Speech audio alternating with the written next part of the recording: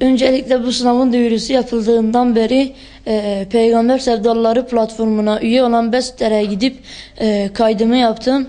Sınava 40 gün bir ay kala Bitlis merkeze kitaplar geldi. Böylelikle eseri aldım. Evde onu 4 defa bitirdim.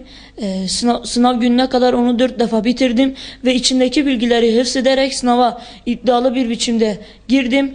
Ama işte sınava girerken heyecanlıydım. Sınav sırasında o heyecanı atarak soruları çözdüm. Ben en başta sınav öncesi soruların zor olacağını düşünüyordum.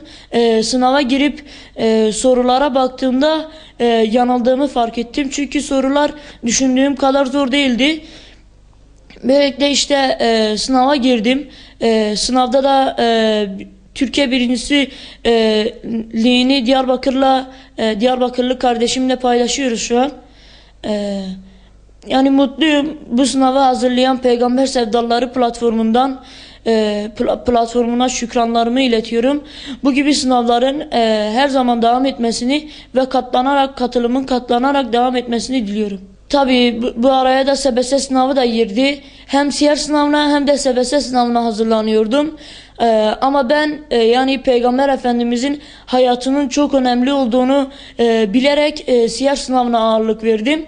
Ve böylelikle 4 defa kitabı okudum, bitirdim. SBS sınavım da iyi geçti. Elhamdülillah işte ona da çalışmalarımın meyvesini aldım. O da iyi geçti yani.